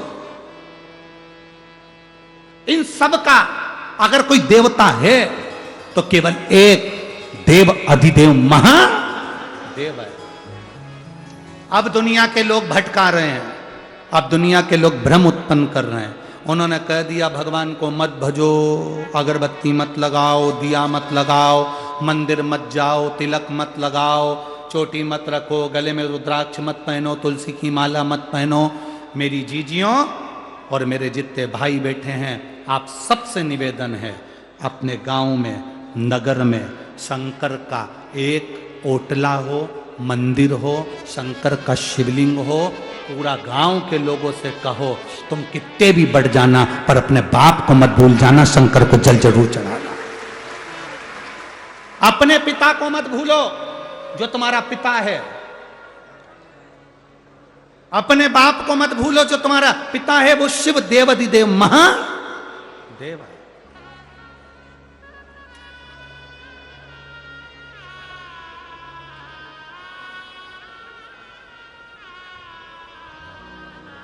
उसको नहीं भूल,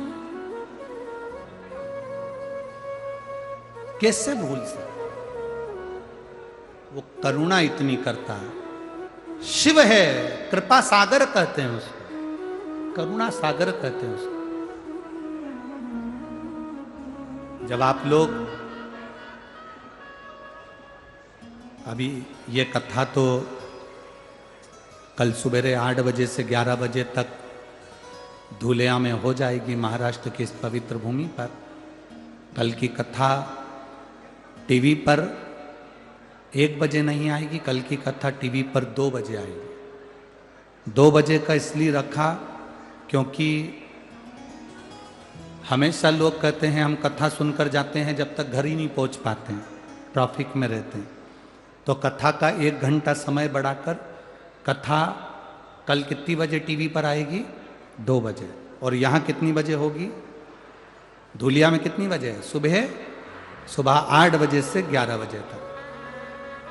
इस कथा के बाद में जब आप पंचवटी नासिक की, मां गोदावरी के तट की, त्र्यंबकेश्वर बाबा के चरणों की, जब शिव महापुराण की कथा सुनेंगे, देव दीपावली कथा, तो उसमें आप सुनेंगे कि देवता लक्ष्मी को प्राप्त करने के लिए ब्राह्मण, क्षत्रिय, वैश्य, शूद्र, इन चारों वर्णों के एक भाव को एकत्रित करते हैं। आप उसको सुनना, उस कथा को, आपको मालूम पड़ेगा कि देव दीपावली के दिन मट्टी के दिया का क्या नियम है। देव दीपावली के दिन लक्ष्मी की पूजन, झाड़ू की पूजन का क्या महत्व है। देव दीपावली के दिन बांस की डलिया की पूजन का क्या महत्व है। देव दीपावली के दिन घाट पर दिया लगाने का क्या महत्व है।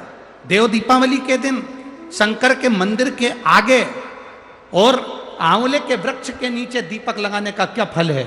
ये देव दीपावली की उस पवित्र कथा में आप 5 दिन में सुनेंगे, 21 से 25 तारीख तक, दोपहर में 2 बजे से 5 बजे तक उसको श्रवण करेंगे, धारण करेंगे। पार्वती जी ने लक्ष्मी जी से कहा, लक्ष्मी जी ने सुन लिया कि बेलपत्र के वृक्ष के नीचे खड़े होकर अगर शिव नाम का जाप किया जाए, श्री शिवा नमस्तु, श्री शिवा नमस्तु, श्री शिवा नमस्तु, श्री शिवा नमस्तु, श्री शिवा नमस्तु। जब हम मंत्र का उच्चारण करते हैं उसका फल मिलता है। आप में से कितने लोग बैठे हैं जो शंकर जी के मंदिर में रोज 1 लोटा जल चढ़ाते हैं? हाथ ऊंचा करो जरा। सभी जाते हो? रख लो, रख लो। बच्चे बैठे हैं कथा में? कितने बच्चे बैठे हैं? जरा हाथ उठाओ। बच्चे लोग जो कथा में बैठे हैं, ठीक है, रखो रखो रखो। बच्चे से मतलब मालूम है ना? है? बच्चे से मतलब मालूम है? शिव महापुराण में बच्चा कितनों को कहा गया? तो कि बचपन से लेके जिसका ब्याह नहीं हुआ तब तक के जो है वो सब बच्चे ही हैं। माता पिता की निगाह में बच्चे कॉलेज पढ़ने लगे तो वो बड़े नहीं हो जाते, बच्चे कहलाते हैं। बूढ़ी माताएं कहती मेरा छोरा आ गया, मेरा बेटा आ गया। तो सब जितने बच्चे बैठे हैं हाथ उठाओ जरा। अब ज्यादा हो गए ना तुम। अच्छा तुम भी दूसरे को बच्चा समझ रहे थे, है? ठीक है। अब जितने बच्चे हाथ नीचे रखो। खड़े होने का नहीं बोला, नीचे बैठो, बैठो बैठो, वापिस बैठो, बैठो, बैठ जाओ। अब जितने बच्चे जिनकी शादी नहीं हुई तब तक के हो, बचपन से लेके तब तक के हो, तुम्हारी गोदी में छोरा छोरी हो, उनका भी हाथ उठा देना हो। तो जितने बैठे हो, आप में से कितने बच्चे हैं जो रोज शिव के मंदिर में जाकर जल चढ़ाते हैं? उठाओ जरा हाथ, ईमानदारी से उठाना हो। हाँ बहुत सारे, धर लो धर लो धर लो। और जो शंकर जी के मंदिर में जल चढ़ाने नहीं जाते, वो आज कार्तिक के महीने में, दामोदर मास में नियम ले लेना कि मैं अब शिव के मंदिर में एक लोटा जल जरूर चढ़ाऊंगी, चाहे मुझे कॉलेज जाना पड़े, चाहे मुझे स्कूल जाना पड़े, चढ़ा कर जाऊंगा। मैं बाबा को रिझाए बिना नहीं। बहुत जरूरी है, बहुत जरूरी। शिव कथा करेंगे महाराज, और तुम जाओगे तो वो कृपा करेगा, उसकी कृपा होगी। अरे तेरे डमरू की धुन सुन के मैं काशी नगर आई हूँ। तेरे डमरू की धुन सुन के मैं काशी नगर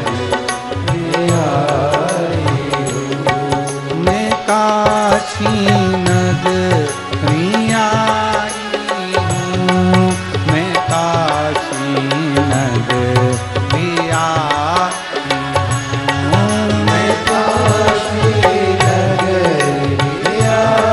और हाथों से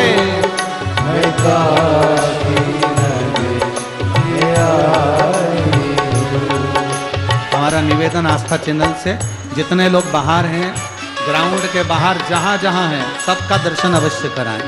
मैं काशी नगरी आई हूँ। मैं काशी नगरी आई हूँ। मैं काशी नगरी आई हूँ। मैं काशी नगरी आई हूँ। मेरे भोले ओ बम बोले, मैं काशी नगरी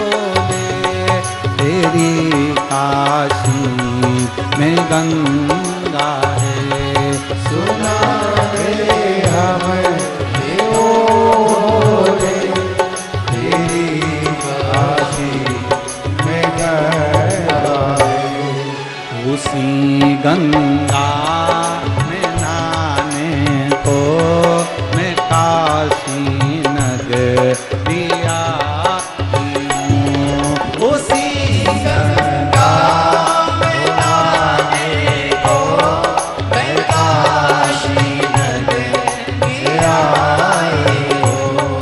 मेरे भोले ओ बम भोले मैं काशी नगरिया आई हूँ। मेरे भोले ओ बम भोले मैं काशी नगरिया आई हूँ।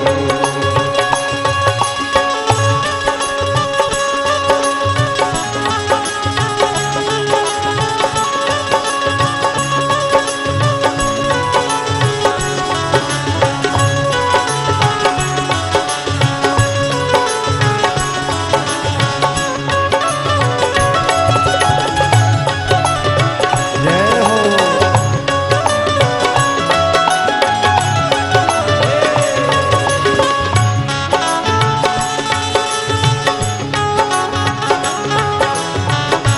राधे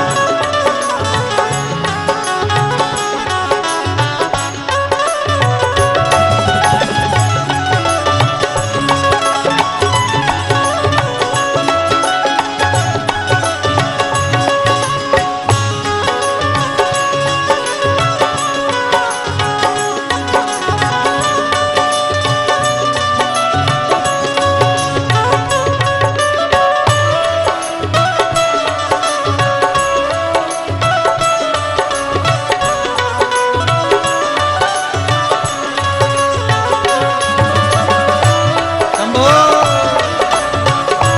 राधे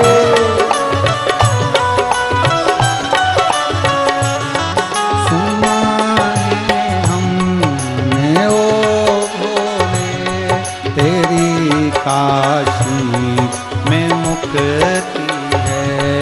सुना है हमने ओ भोले तेरी काशी में होती है।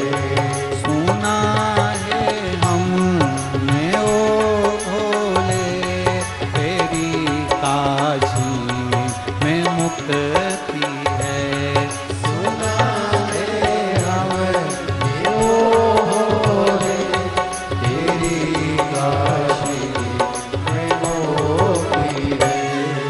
उसी मोक्ति को पाने को मैं काशी नगरिया आई हूँ। उसी मोती तो पाने को मैं काशी नगरिया आई हूँ। मेरे भोले ओ बम भोले मैं काशी नगरिया आई हूँ। मेरे भोले ओ भोले मैं काशी नगरिया आई हूँ। सुना है हमने ओ भोले तेरी काशी में गोरा है। सुना है हमने ओ भोले तेरी काशी में गौरा है। सुना है हमने ओ भोले तेरी काशी में गोरा है।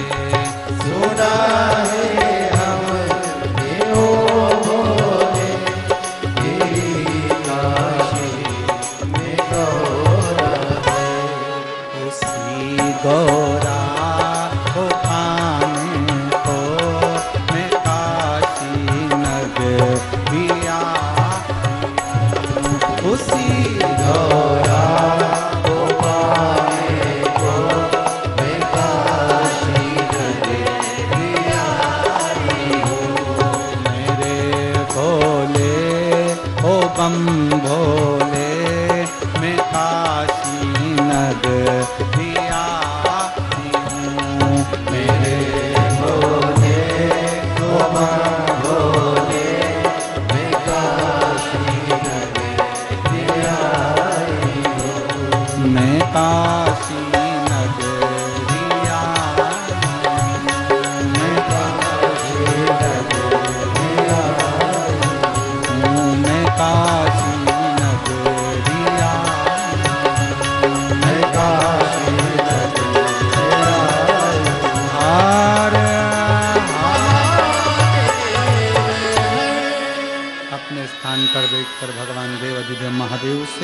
अपने मन की बात बड़े भावों के साथ दिल से प्रार्थना करिए।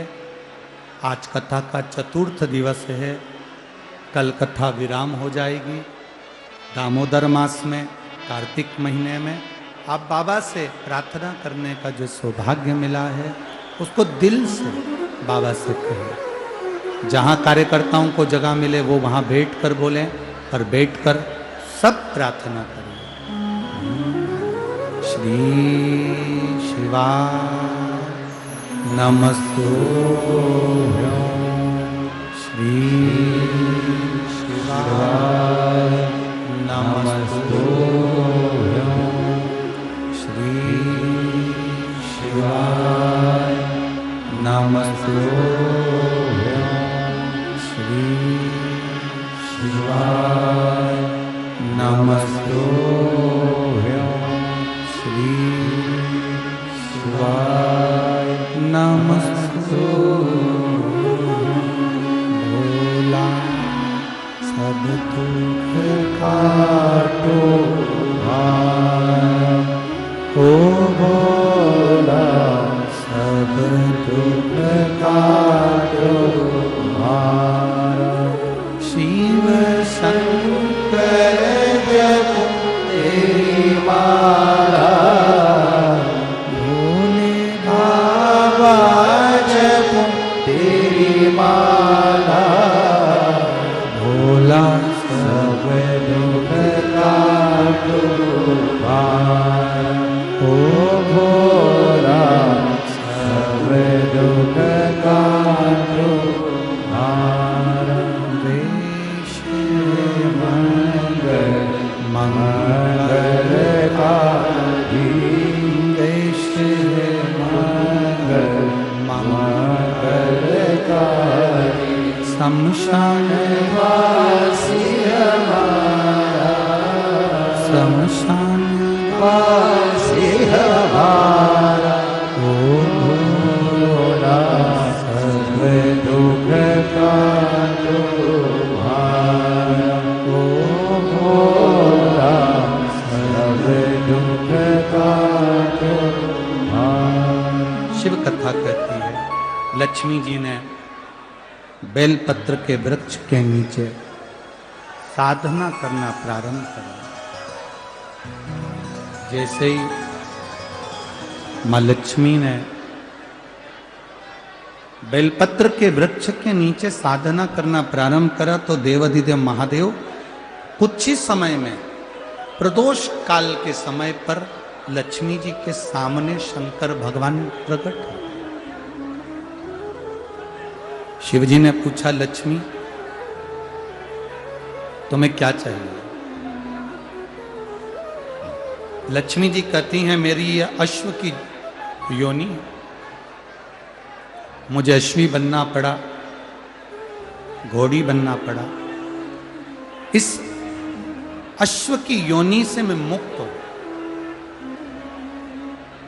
पर प्रभु इस अश्व की योनि से मुक्त तो हूं, पर मेरे प्रभु ने मुझे घोड़ी बनाया है, अश्व बनाया है। मैं चाहती हूं मेरे नारायण मुझे इसी घोड़ी की योनि में, अश्वी की योनि में प्राप्त करें। इस घोड़ी की योनि में, इस अश्वी की योनि में मेरे स्वामी, मेरे नारायण मुझे प्राप्त। ठीक है, भगवान भोलेनाथ जी ने कहा,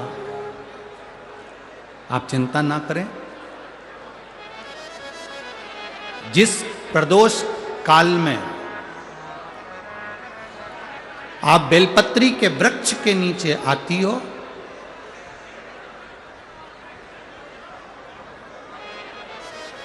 दुनिया का कितना भी दरिद्र व्यक्ति हो, चाहे दुनिया का कोई व्यक्ति ऐसा हो जिसका कभी व्यापार चलता ही नहीं हो, उसने 50 बार बदल के देख लिया, फैक्ट्री चली नहीं रही, जिस काम को करने के लिए जाते हैं वो काम टल जाता है, आज की जगह कल, कल की जगह परसों, परसों की जगह नरसों, काम होता ही नहीं। बेटा बेटी का संबंध करने जा रहे हैं पर हो ही नहीं रहा।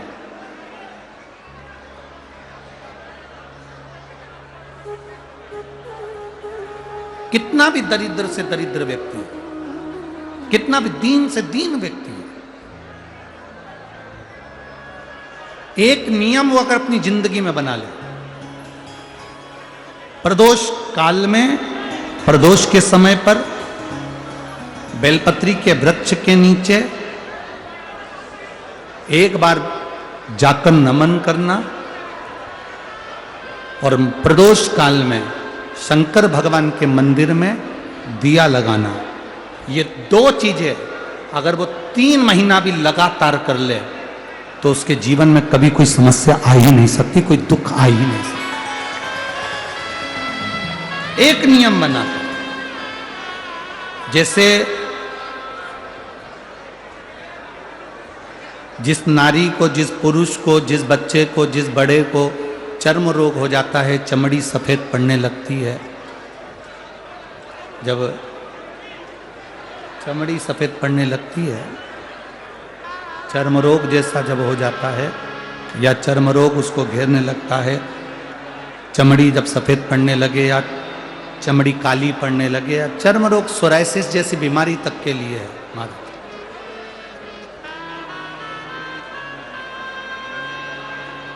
बेलपत्री के वृक्ष के नीचे की मिट्टी, बेलपत्री के वृक्ष के नीचे की मिट्टी, उसको जिस पात्र के अंदर शिवलिंग बनाने के लिए हम गलाएं, जिस पात्र के अंदर हम शिवलिंग बनाने के लिए उसको गलाएं और शिवलिंग का निर्माण कर कर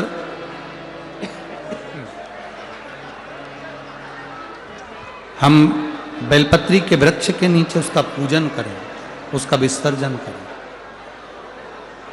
और बेलपत्री के नीचे की जो मिट्टी है जिस पात्र में गलाई जाती है, उस पात्र के पानी का स्नान, उस मिट्टी का थोड़ा सा भाग अपने शरीर पर लगाकर, जहाँ सफ़ेद चमड़ी हो रही हो या श्वेत चमड़ी हो रही हो वहाँ लगाकर और उसका स्नान करना यदि हम प्रारंभ करें।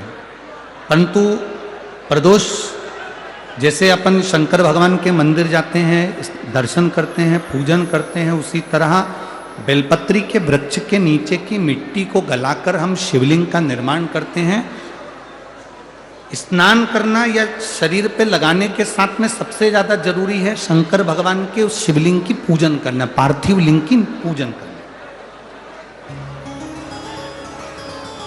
लगभग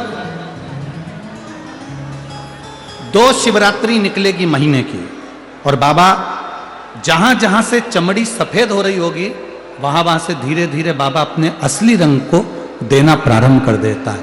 इतना बेलपत्री के वृक्ष की पार्थिव लिंग निर्माण और पूजन की उस मिट्टी का इतना वर्णन हमारे शास्त्र करते हैं, इतना वर्णन।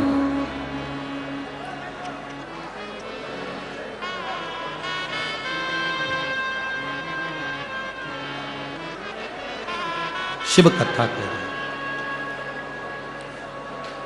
शिव महापुराण की कथा वर्णन कर रहे। स्वयं भगवान देवादिदेव महादेव ने नारायण से जाकर प्रार्थना करी, स्वयं भगवान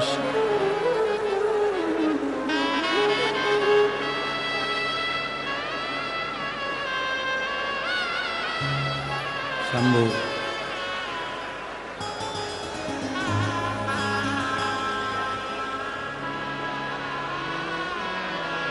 स्वयं भगवान शंकर ने नारायण से जाकर प्रार्थना करी कि माता लक्ष्मी आपके लिए तप साधना कर रही हैं, आप उनको जाकर दर्शन दीजिए। भगवान नारायण शिव जी के कहने पर जाने लगे,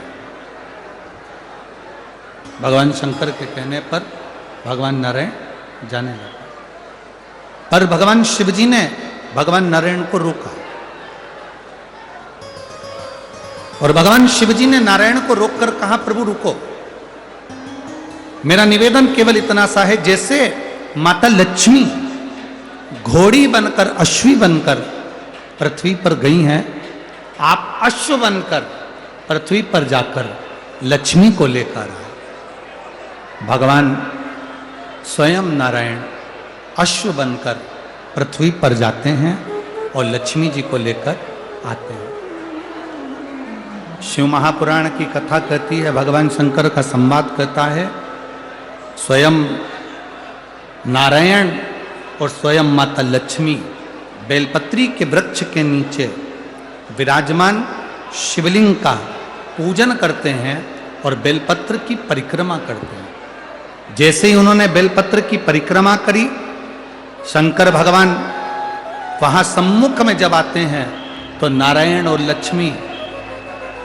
लक्ष्मी जी भी अश्व की योनि से छूट जाती हैं और नारायण भी अश्व योनि को त्याग कर नारायण लक्ष्मी बनकर बैकुंठ का निवास करने लगते हैं।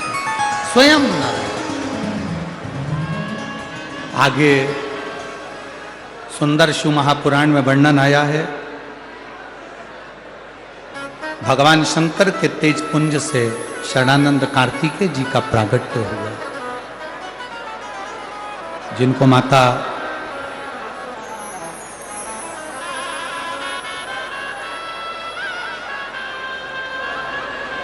पार्वती जी ने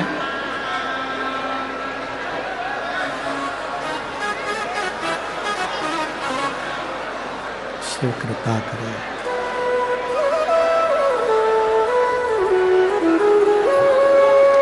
सदानंद कार्तिकेय जी का संवाद आता है, जहां पर माता पार्वती जी स्वयं कार्तिकेय बाबा से कहती हैं कि कार्तिकेय, तारकासुर के हृदय में तुम्हारे पिता शिव बसते हैं, इसलिए आप तारकासुर का जब संहार करने के लिए जाओ तो हृदय में बाण ना छोड़िए, हृदय में कोई बाण ना छोड़ा जाए। तब स्वयं कार्तिकेय जी ने तारकासुर का संहार करा पर हृदय में बाण नहीं छोड़ा। आगे समय के अनुकूल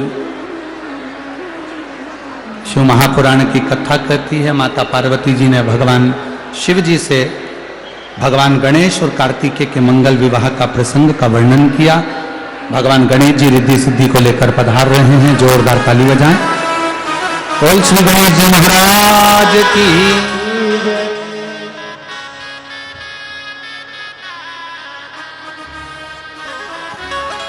रिद्धि सिद्धि भगवान श्री गणेश जी महाराज के गले में जयमाला पहना रही हैं। भगवान श्री गणेश जी महाराज ने रिद्धि सिद्धि के गले में जयमाला पहनाई है। रिद्धि सिद्धि ने वही माला निकालकर भगवान श्री गणेश जी महाराज के गले में धारण कराई है। श्री गणेश जी महाराज ने रिद्धि सिद्धि के कंधे पर अपना हस्त कमल दिया। बोल गणेश जी महाराज की। ध्यान देंगे, बड़े भाव से ये पवित्र शिव महापुराण की कथा जो धूलिया नगर में चल रही है, कल इस कथा का विराम रहेगा। धूलिया में कल कथा सुबह 8 बजे से 11 बजे तक रहेगी। जिन्होंने पूरे 5 दिन की कथा का रसपान ना किया हो, वो इस कथा का रसपान कल की कथा का अवश्य श्रवण करें। और कथा का प्रसारण टीवी पर 2 बजे से 5 बजे तक होगा। आप आनंद से टीवी पर भी उस कथा का रसपान करेंगे। तो कल की कथा सुबह 8 बजे से 11 बजे तक। नासिक में पंचवटी में जो शिव महापुराण की कथा 21 तारीख से 25 तारीख तक हो रही है, उसका समय दोपहर 2 बजे से 5 बजे तक। देव दीपावली शिव महापुराण की कथा रहेगी। बड़े भाव से आप लोग श्रवण करेंगे और अपने जीवन को सार्थक करेंगे। कुछ सूचना आशीष जी दे रहे हैं, उसके बाद आरती का क्रम प्रारंभ होगा। हर हर महा जय राधे। सभी भक्तों को हर हर महादेव सदा जैसे के साथ श्री शिवाय नमस्तभ्यम व्यासपीठ को नमन करते हुए हम सबके प्रिय, हम सबके लाडले ठाकुर कल्लू जी महाराज के चरणों में नमन करते हुए परम सत्य परम आदरणीय विश्वविख्यात पूज्य गुरुदेव के पावन चरणों को नमन करते हुए